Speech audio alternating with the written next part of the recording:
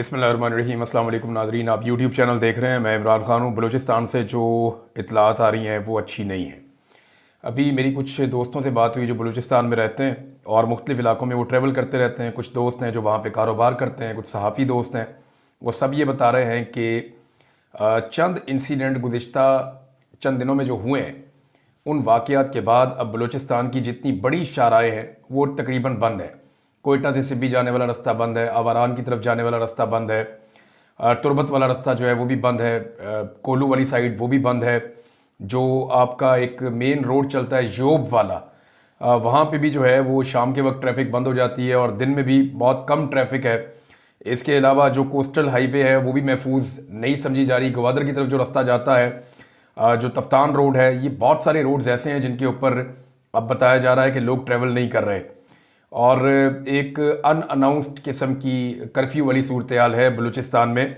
कारोबारी ज़िंदगी रुका हुआ है और तमाम लोग अपने कामों पे भी नहीं जा पा रहे। कोयटा के लोग, ऐसा लगता है कि शायद कोयटा के अंदर मैसूर है। ये खौफ की एक फ़िज़ा बनी हुई है।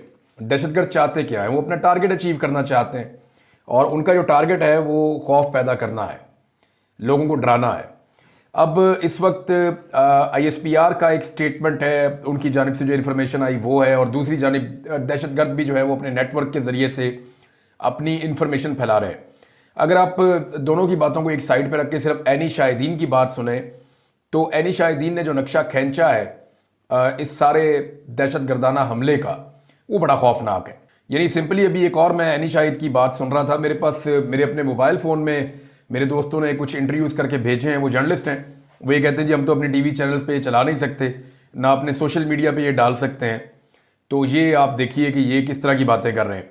अब ऐनी शाहिदीन जो है वो ये बता रहे हैं कि दहशतगर्द जिस वक्त उन्होंने कंट्रोल कर लिया ट्रेन पे, तो उसके बाद वहाँ पे तकरीबन कोई दहशतगर्दों की तादाद 25 से 30 के करीब थी, इससे ज़्यादा नहीं थी उस वक्त जब कंट्रोल कर लिया। उससे पहले जो दहशतगर्द थे वो बाद लोगों ने रिपोर्ट किया वो बहुत ज़्यादा थे, लेकिन जब ट्रेन रोक ली, पहला मरला हो गया, तो बहुत सारे लोग चले गए। और फिर रात गए जो दहशतगर्दों की तादाद थी तकरीबन कोई 30 से ज़ायद, उनमें से 20-25 अफराद, 20 से 25 वो ये कहते हैं कि वो वहाँ से निकल गए और उन्होंने पीछे 5 से 6 अस्करियत पसंद जो है उनको छोड़ दिया, BLA के लोगों को, और उनको ये कहा कि जनाब हम आपको सलाम पेश करते हैं, आप लोग शहीद हो जाएंगे।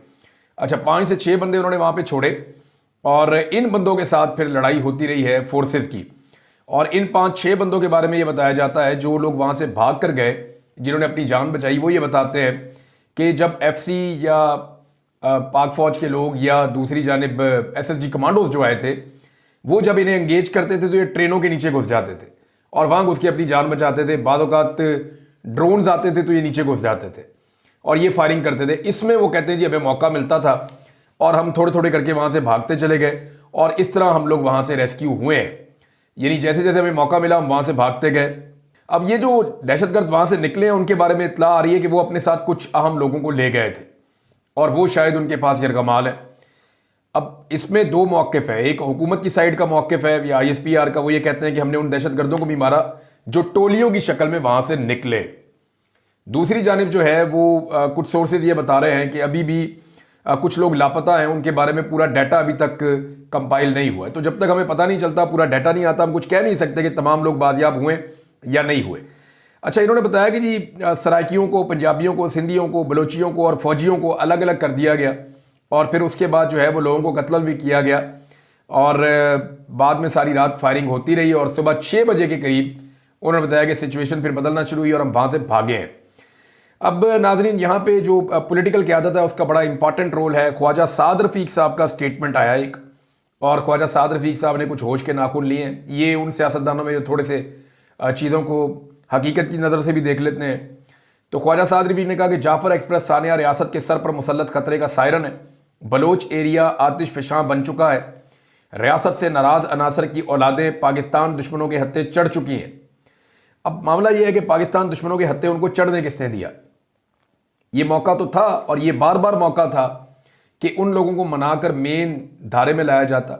मेरी जिन भी बलोच लोगों से बात हो रही है वो कह रहे जी हमें ऐसा लगता है कि हमें धकेला जा रहा है पहाड़ों की जानिब, हमें ऐसा लगता है कि हमें धकेला जा रहा है और शायद ये रियासत हमें हथियार पकड़ाना चाहती है, हम कलम पकड़ना चाहते हैं, हम काम करना चाहते हैं, नौकरियां करना चाहते हैं, अपनी ज़िंदगी पुरअमन तरीके से गुजारना चाहते हैं, हम अपने हकूक़ लेना चाहते हैं, हम सियासत करना चाहते हैं, अपना मैंडेट जो है उसका एहतराम चाहते हैं, तो हम तो रूल ऑफ लॉ के मुताबिक ज़िंदगी गुजारना चाहते हैं। लेकिन यहाँ पे हमें ऐसा लगता है कि पहाड़ों की तरफ जानबूझकर धकेला जा रहा है। ये सूरत हाल वहाँ के लोग इसका शिकवा करते हैं, और ये अब से नहीं कर रहे, बड़े लंबे अरसे से कर रहे हैं। अब डॉक्टर अब्दुल मालिक बलोच साहब ने बताया कि जब उनकी हुकूमत थी 2013 में, उनको नवाज शरीफ साहब ने एक मुआहदे के तहत 2.5 साल के लिए उनको, और फिर कहा था कि 2.5 साल के लिए हमारा वज़ीर आला आ जाएगा। तो जो डॉक्टर अब्दुल मालिक बलोच साहब हैं वो कहते हैं जी, तो मुझे उस वक्त की एस्टेब्लिशमेंट ने कहा जी कि, और सियासतदानों ने भी बैठ के मुज़ाकरात किए जाए। ये जो लोग पहाड़ों पे चले गए हैं, या जो BLA के लोग हैं, या जो शिद्दत पसंद हैं, इनके साथ मुज़ाकरात किए जाए, अलहदगी पसंदों को किसी बात पे लाया जाए। वो कहते हैं जी हमारे 2 मुतालबात थे जो मेरे सामने रखे गए। मैं गया, वो 2 मुतालबात लेकर मैंने जाके उनसे बात की कि एक आईने पाकिस्तान को मान लो, दूसरा पाकिस्तान की सिक्योरिटी को चैलेंज मत करो। तो उन्होंने दोनों बातों पे हामी भर ली, और उनकी जानिब से कोई बहुत बड़ी डिमांड नहीं थी। वो स्कूल्स मांग रहे थे, नौकरियां मांग रहे थे, कॉलेजेस मांग रहे थे, यानी एजुकेशन का और नौकरियों का हक वो मांग रहे थे। तो उन्होंने कहा इतनी बड़ी बात नहीं थी। मैंने वापस आकर कहा कि इसका एक बड़ा हिस्सा तो मैं बतौर वज़ीर आला भी कर सकता हूं, तो हमें आगे बढ़ना चाहिए। लेकिन उस वक्त उन्होंने कहा जी कि जनरल राहील शरीफ थे आर्मी चीफ, और कुछ एजेंसियां भी उन्होंने कहा जी साथ बैठी हुई थी। तो वो कहते हैं जब मैं वापस आया और मैं बहुत खुश था, और उनकी टीम को भी बताया, जनरल राहील शरीफ की, और सबको मैंने आगाह किया। लेकिन यहाँ एस्टेब्लिशमेंट में एक स्कूल ऑफ थॉट मौजूद है, और उस वक्त भी था जिसने कहा कि हम इनको एलिमिनेट कर देंगे, यानी हम इनको मार देंगे, आप बेफिक्र हो जाएं, हम इनसे निमट लेंगे। तो अब उन्होंने कहा जी कि उस वक्त की बात और है, तब मैंने काफ़ी हद तक बात बना दी थी। अब ये मामला चले गए नौजवानों के हाथ में, और ये जिन नौजवानों के हाथ में चले गए हैं वो कंट्रोलेबल उस तरह से नहीं है जैसे पहले मैं उनसे बातचीत करके आ गया था। ये जनाब अब्दुल मालिक बलोच साहब ने ये बात बताई है। शौकत बसरा साहब जो पाकिस्तान तहरीक इंसाफ से हैं, उन्होंने एक स्टेटमेंट दिया इस मौके की मुनासबत से। शौकत बसरा साहब कहते हैं कि बलूचिस्तान में इतने बड़े साने के बाद बजाय इसके कि सिक्योरिटी इदारे अपनी नाकामी का जायजा लें कि आखिर दहशतगर्द एक पूरी ट्रेन को हाईजैक करने में कैसे कामयाब हो गए, मिलिट्री एस्टेब्लिशमेंट और इसकी मुसल्लत करदा कठपुतली हुकूमत का सारा फोकस इमरान खान और तहरीक इंसाफ को दबाने पर है। अब नाज़रीन, बलूचिस्तान की सूरत हाल जो है ना वो बहुत अजीब है। यानी उसका अगर आप एक लाइन के अंदर जायजा लें तो वो ये है कि बलूचिस्तान एक बहुत अमीर इलाका है। यानी अगर उसकी सरजमीन के अंदर आप देखें तो दुनिया भर की मादनियात हैं।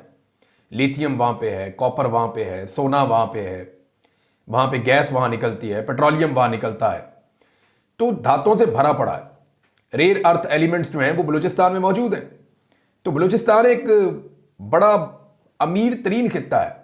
यानी अगर अमारत के हिसाब से देखा जाए तो जमीन के अंदर से बलूचिस्तान बहुत अमीर है, सबसे अमीर है, इस खित्ते में सबसे अमीर है। लेकिन अगर आप जमीन के ऊपर देखें तो बलूचिस्तान सबसे गरीब है। ना उनके लोगों के पास खाने के लिए है कोई ठीक तरीके से, ना ढंग के उनके पास कपड़े हैं, ना ढंग के उनके पास घर है, ना उनका कोई लिविंग स्टैंडर्ड है। गैस निकलती बलूचिस्तान से है, इस्तेमाल लाहौर के डिफेंस में होती है। यानी वहां बलूचिस्तान में जहां से गैस निकलती है वहां लोग लकड़ियां जलाते हैं। अब इन महरूमियों के साथ अगर आपको लगता है कि वो आपकी सारी बातें मानेंगे तो बलोच बड़े आज़ाद ज़हनियत के लोग हैं। आप बलोचों को कह लें, अफगानों को कह लें, ये बहुत आज़ाद ज़हनियत के लोग हैं, ये गुलामी कबूल नहीं करते, इसीलिए ये गले पड़ जाते हैं। इनके साथ बैठ के ही बात करनी पड़ेगी। बहरहाल इमरान खान साहब का एक फ़र्क था मौजूदा हुकूमत से, और शहबाज शरीफ और इमरान खान का जो वाहिद फ़र्क, सिंपल मैं इस मामले में दहशतगर्दी के मामले में कहूँ तो वो ये था कि इमरान खान साहब दाखिली मामला, दहशतगर्दी के इशूज़ और इस हवाले से जो पॉलिसीज़ हैं उनमें दिलचस्पी लेते थे और दिलचस्पी दिखाते थे। उनका अपना एक वाकिफ होता था, उनकी अपनी एक ओपिनियन होती थी। जबकि शहबाज शरीफ साहब जो है वो बिल्कुल एक गैर मुतल्लका शख्स की तरह डील किए जाते हैं कि कल आपने फलां जगह पे जाना है और ये रही आपकी तकरीर, ये बातें आपने वहां जाके कर लेनी है। तो शहबाज शरीफ साहब वहां जाके वो वाली बातें कर लेते हैं। अब वहां जाके किसी ने शहबाज शरीफ साहब के कान में डाल दिया जी कि APC का मुतालबा आ रहा है कि आप वहां जाके जो है वो ऑल पार्टीज कॉन्फ्रेंस कर दें। तो शहबाज शरीफ साहब ने कहा जी ठीक है, ऑल पार्टीज कॉन्फ्रेंस भी कर देते हैं। MQM ने भी इसके ऊपर मुतालबा कर लिया। पाकिस्तान तहरीक इंसाफ ने भी ऑल पार्टीज कॉन्फ्रेंस का मुतालबा कर दिया। लेकिन उन्होंने कहा जी कि ऑल पार्टीज कॉन्फ्रेंस अगर आपने करनी है तो फिर इमरान खान को भी इसमें शामिल किया जाए, उन्हें पैरोल के ऊपर जेल से बाहर निकाला जाए और लाकर बिठाया जाए ताकि ऑल पार्टीज कॉन्फ्रेंस के अंदर वो अपना नुक्ता नजर दे सकें। देखिए, इमरान खान वो वाहिद आदमी है जो पाकिस्तान के चारों सूबों में यकसा तौर पर मकबूल है। आज़ाद कश्मीर में भी, गिलगित बल्तिस्तान में भी, और पाकिस्तान के चारों सूबों में भी सबसे ज्यादा वोट इमरान खान साहब को पड़े। तो एक ऐसे लीडर को जेल में रख के आप कौमी इशू के ऊपर कोई हल नहीं निकाल सकते। यानी पाकिस्तान तहरीक इंसाफ ये तो नहीं कह रही कि इमरान खान को छोड़ दें, वो ये कह रही है कि जब आप ऑल पार्टीज कॉन्फ्रेंस बुलाएं तो ये मौका है, इस पर आपको बुलानी चाहिए। लेकिन हुकूमत इससे भाग जाएगी, जो मुझे नजर आता है, क्योंकि इमरान खान का सामना नहीं कर पाएंगे ये सारे मिलकर भी। इमरान खान साहब अगर जेल से निकल कर आकर बैठते हैं तो सारी तवज्जो इमरान खान की तरफ होगी, सारी बातें इमरान खान साहब की सुनी जाएंगी और अगले एक महीने जितने टॉक शोज हैं वो इमरान खान पे ही होंगे और पूरी दुनिया का मीडिया इमरान खान की एक झलक देखने के लिए तरस जाएगा, ये सबको पता है। और ये जो एस्टेब्लिशमेंट है ये तो कभी भी ऐसा रिस्क नहीं लेगी कि इमरान खान साहब को बाहर निकाल के जो इतना बड़ा अपने लिए एक हवा क्रिएट कर ले। बहरहाल वो ये कह रहे हैं कि इमरान खान साहब को बाहर निकालें और उनको लेकर आए ऑल पार्टीज कॉन्फ्रेंस में, उनको शामिल किया जाए। इससे पहले मैंने आपको बताया कि अख्तर मेंगल साहब और महमूद खान अचकज़ई साहब की तरफ से बात आई है, पहले फजलुर रहमान साहब की तरफ से भी आ रही थी। तो इमरान खान साहब को जेल में जाके मिलेंगे और वो मिलना चाहते हैं और इमरान खान साहब से मिलकर इन मामलों को हल करना चाहते हैं। देखिए, इमरान खान का अपना एक ओपिनियन है, वो हमेशा ये कहते हैं कि रिट ऑफ द गवर्नमेंट होनी चाहिए, उसको ताकत के साथ कायम करना चाहिए, लेकिन मुज़ाकरात का दरवाजा कभी बंद नहीं करना चाहिए। हर मसले का एक सियासी हल होता है, वो तलाश करते रहना चाहिए और लोगों की महरूमियों को दूर करना चाहिए। अब अगर आप इस तरफ चलेंगे तो आपकी बचत होगी, आप नहीं चलेंगे तो फिर आपकी बचत नहीं होगी। आलिया हमजा साहिबा ने एक स्टेटमेंट दिया, उन्होंने कहा जी इमरान खान एक छींक भी मार देता है ना तो 8 हुकूमती वजीर लगातार प्रेस कॉन्फ्रेंस करते हैं, सारा दिन प्रेस कॉन्फ्रेंस करते रहते हैं, लेकिन जाफर एक्सप्रेस पर हम उनसे कहते रहे कि कौम को ब्रीफिंग दें, अगला एक्शन प्लान शेयर करें, लेकिन 48 घंटों में एक प्रेस कॉन्फ्रेंस भी हुकूमती वज़रा की जानिब से नहीं की गई। देखिए, जहां पे प्रेस कॉन्फ्रेंस करनी होती है वहां पे इन्होंने नहीं की और जहां पे नहीं करनी होती वहां पे ये 8-8, 10-10 प्रेस कॉन्फ्रेंसें सारे वजीर इकट्ठे होकर करना शुरू कर देते हैं। तो इमरान खान का एक फोबिया है। अब मैं ये देख रहा था कि जैसे ही ये इंसिडेंट हुआ है तो हुकूमत ने इसको एक अपॉर्चुनिटी के तौर पे लिया है कि इसमें भी किसी तरह जो है वो पाकिस्तान तहरीक इंसाफ को फंसा दो, पाकिस्तान तहरीक इंसाफ को अंगेज कर दो, किसी तरह उनको सजाएं दे दो, उनको जेलों में भर दो, दहशतगर्दों से देखी जाएगी, जो होगा सो होगा। अब एक और नया बयानिया नाज़रीन फैलाया जा रहा है, ये हुकूमत के कुछ जो सहाफ़ी हैं वो या एस्टेब्लिशमेंट से करीबी ताल्लुक़ रखने वाले जो जर्नलिस्ट हैं वो ये कह रहे हैं कि इस वक्त जो तनकीद है इदारे के ऊपर या इंटेलिजेंस एजेंसियों के ऊपर वो दहशतगर्दों का साथ देना है। नहीं जी, ऐसा तो नहीं हो सकता। दहशतगर्दों का साथ देना को बंदूकें उठा के चल पड़े हैं दहशतगर्दों के साथ? भाई सवाल सिंपल है कि इतना बड़ा दहशतगर्दी का हमला हो गया, इंटेलिजेंस फेलियर है या नहीं है? और अगर ये इंटेलिजेंस फेलियर है तो कौन से इंटेलिजेंस वाले इसके लिए जिम्मेदार हैं, और जो जिम्मेदार है उनका एहतसाब किया जाए ताकि आइंदा इस तरह के वाक़े से हम बच जाएं। यानी सियासतदान का हमने एहतसाब करना है, पुलिस वाले का हमने एहतसाब करना है, ब्यूरोक्रेट का हमने एहतसाब करना है, हर तबके का हमने एहतसाब करना है, लेकिन जो जिम्मेदार है एजेंसियों का हमने कभी एहतसाब नहीं करना, इनको पूछना ही नहीं है, जो मर्जी करें। मामला यह है कि ये एक नेग्लिजेंस है और यहां पे एक बहुत बड़ी मिस्टेक है कि इतना बड़ा इंसिडेंट हो गया और इंटेलिजेंस एजेंसीज का फेलियर हो गया, तो इसके ऊपर सवाल उठाना किसी किस्म की गद्दारी या बगावत नहीं हो सकती, पूरी दुनिया में उठाए जाते हैं। हत्ता कि जब डोनाल्ड ट्रंप के ऊपर अटैक हुआ तो अमेरिका के अंदर कोई भी ऐसा छोटा बड़ा इंसिडेंट हो जाता है तो वो अपनी एजेंसीज को अकाउंटेबल करते हैं, उनसे सख्त सवालात करते हैं, उन्हें लाकर कटहरे में खड़ा करते हैं। क्या पाकिस्तान में हो सकता है कि DGISI को बुला के कौमी असेंबली में सख्त सवालात किए जाएं? क्या ये हो सकता है कि DG मिलिट्री इंटेलिजेंस को बुला के सख्त सवालात किए जाएं? इवन यहां पे तो जो IB का DG है उसको बुला के सख्त सवालात नहीं किए जा सकते असेंबली के अंदर। अमेरिका में ये होता है, बरतानिया में ये होता है, जिन मुल्कों की हम मसाले देते हैं वहां पे ये सारा कुछ होता है, लेकिन यहां पाकिस्तान में ऐसा नहीं होता। नईम लोधी साहब जनरल है रिटायर, उन्होंने बड़ी दिलचस्प बात की है। इससे पहले एक ऐसी बात जो है सरवर बारी साहब ने भी की थी। जितने भी दिमाग पाकिस्तानी बन के सोच रहे हैं ना, जितने लोगों को थोड़ी समझ है और वो कॉमन सेंस से काम ले रहे हैं, वो एक ही बात कर रहे हैं सारे के सारे लोग कि होश के नाखून ले लो। जैसे ख्वाजा साद रफीक ने बात की, जैसे डॉक्टर अब्दुल मालिक बलोच ने बात की है, जैसे अख्तर मेंगल ने बात की है, जैसे महमूद खान अचकज़ई ने बात की है, जैसे असद कैसर ने बात की है, जैसे शेर अफजल मरवत साहब ने बात की है। ये सारे लोग ये कह रहे हैं कि होश के नाखून लो, रेत की तरह हाथ से फिसलती जा रही हैं चीजें आपके। आज बलूचिस्तान की सड़कों के ऊपर हू का आलम है, शाहराहों के ऊपर से लोग गुजरने से डर रहे हैं, ट्रेन के अंदर लोग महफूज नहीं है, सड़कों पे लोग महफूज नहीं है, वजीर महफूज नहीं है। ये आते हैं, आकर चेक पोस्टों पे और थानों पे हमले करते हैं और असला लेकर चले जाते हैं। अंदाजा कीजिए आप, और पूरे बलूचिस्तान के अंदर जितनी आपकी बलोच बेल्ट है वहां पे बीएलए के लिए हमदर्दियां पैदा हो रही हैं लोगों के दिलों में, क्योंकि लोगों के मैंडेट का एहतराम ही नहीं किया गया।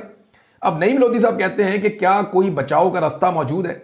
जी हां, बिल्कुल मौजूद है। कोई मानने को तैयार नहीं कि इस गंद में मुल्क को हम सब ने मिलकर धकेला है। सबको तौबा तायब होना पड़ेगा, मिलकर बैठना पड़ेगा। इमरान खान, नवाज शरीफ और जरदारी साहिबान को एक दूसरे का मैंडेट मानना होगा। आइन की बिगड़ी सूरत को दोबारा संवारना होगा। हर इदारे को वापस अपने काम पर पूरी तवज्जो देना होगी। एक ग्रैंड डायलॉग के बाद आइंदा का लायामल बनाना होगा। किसी को माइनस ना पहले किया जा सका, ना ही अब मुमकिन है। जितनी जल्द ये बात समझ लें उतना ही बेहतर है और तबाही का सफर खत्म करके तरक्की का सफर शुरू हो सकता है। ये जनाब नईम लोधी साहब ने भी एक सेन अप्रोच के साथ बेहतर बात की है। अब नाज़रीन, एक और चीज पे मुझे हैरत होती है, ये हमारे सहाफी दोस्त भी करते हैं, बहुत सारे और लोग भी करते हैं, और मीडिया भी ये पूरा का पूरा इसी काम पे लगा होता है। एस्टेब्लिशमेंट भी यही करती है कि जब भी कभी खैबर पख्तूनख्वा में हमला होता है ना कोई, तो वहां की सूबाई हुकूमत पे जिम्मेदारी डालते हैं। गंडापुर जिम्मेदार है जी, वो काम नहीं कर रहा। खैबर पख्तूनख्वा में कोई भी दहशतगर्दी का वाकया हो तो गंडापुर जिम्मेदार है जी। लेकिन आपने कभी सुना मीडिया में कि सरफराज भुट्टी जिम्मेदार है, या इन्होंने आवाज उठाई हो या कोई ऐसी बात की हो? यानी अगर खैबर पख्तूनख्वा में वाकया हो जाए तो गंडापुर जिम्मेदार है या पाकिस्तान तहरीक इंसाफ की हुकूमत और इमरान खान जिम्मेदार है। लेकिन अगर यही वाकया किसी और सूबे में हो जाए तो दहशतगर्द भारत, रॉ और पाकिस्तान तहरीक इंसाफ जिम्मेदार है। अंदाजा कीजिए आप कि उधर भी पाकिस्तान तहरीक इंसाफ को फिट कर देते हैं। इस मुनाफकत के साथ हम दहशतगर्दी की लड़ाई में कौम को इकट्ठा नहीं कर सकते। ये आप मेरे से लिख कर ले लें कि दहशतगर्दी के खिलाफ जो लड़ाई चल रही है इसमें कौम कभी इकट्ठी नहीं हो सकती जब तक आप भारत को, रॉ को, अफगानिस्तान को और पीटीआई को जो है वो इकट्ठा सामने रख के और रगड़ा सिर्फ पीटीआई को लगाते रहेंगे। तब तक कभी भी आप इस दहशतगर्दी की वेव में से नहीं निकल सकते। नाज़रीन, दो खबरें मैं आपके सामने और रख देता हूं। एक खबर नाज़रीन आसिफ अली जरदारी साहब के हवाले से है। जरदारी साहब ने और बिलावल ने जो झूठ बोला कि उन्हें बड़ी फिक्र है, उन्हें इस बात की फिक्र है कि जनाब हमारे साथ बड़ी ज्यादती हो गई और सिंध का पानी जो है वो इधर हो गया तो उधर हो गया। तो मैं आपको एक अकाउंट दिखा रहा हूं, ये देखिए, ये सदर पाकिस्तान का अकाउंट है, द प्रेसिडेंट ऑफ पाकिस्तान।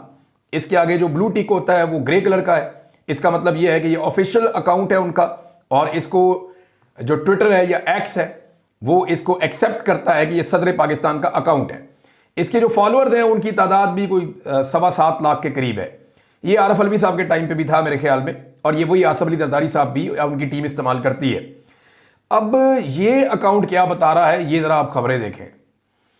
इस अकाउंट के मुताबिक 8 जुलाई 2024 को आसिफ अली जरदारी साहब ने एक मीटिंग ली थी, और उस मीटिंग में आसिफ अली जरदारी साहब ने जिन नहरों के बारे में अभी ये मगरमच्छ के आंसू बहा रहे हैं ना, वो ये कह रहे हैं कि सिंधियों का पानी चोरी किया जा रहा है या सिंधियों के हक पे डाका डाला जा रहा है, ये डाका आसिफ अली जरदारी साहब ने खुद डाला था। और जो प्रेसिडेंट ऑफ पाकिस्तान है उनके अकाउंट के ऊपर जो ट्वीट हुए हैं मैं आपको पढ़ के सुनाता हूं। नंबर 1, ग्रीन पाकिस्तान मंसूबे के लिए 6 स्ट्रेटेजिक नहरों की तामीर की जाएगी। स्ट्रेटेजिक नहरों में चश्मा राइट बैंक, कच्छी, रेनी, ग्रेटर थल, चोलिस्तान और थर कैनाल शामिल हैं।